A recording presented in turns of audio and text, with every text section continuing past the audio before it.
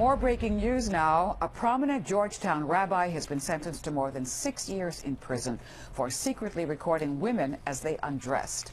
Rabbi Barry Freundel pleaded guilty to more than 50 counts of spying on women in a ritual bath at a Georgetown synagogue. Josie Sturman is live outside the courthouse with reaction. Josie?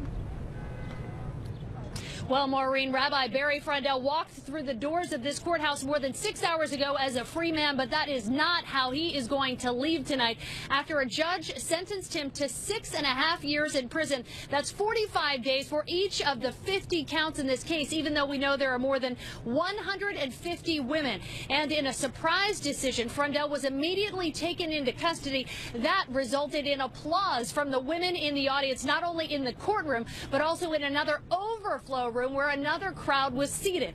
Now, of all the people that showed up today, 14 women stood up and talked to the judge about their experiences with Rabbi Freundel. One called him a deliberate predator. Another said Freundel turned the women of his community into porn stars for his own use.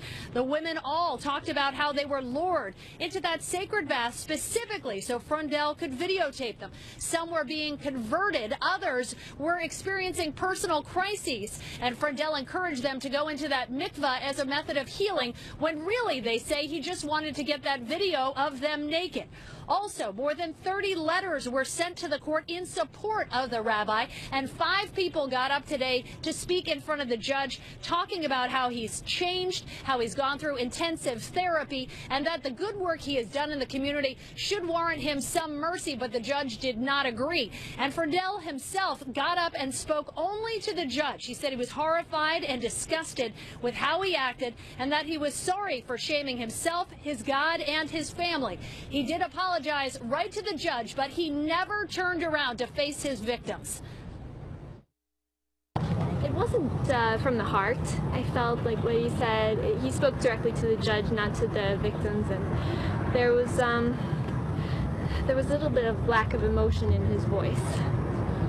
So, and his sincerity was not evident to me. I think it was harsh. He knew it was a possibility. He hoped it wouldn't come to pass. Freundel's attorney said that decision was harsh. He says he will appeal. He doesn't think it's legal that Freundel should have to serve all of those terms consecutively.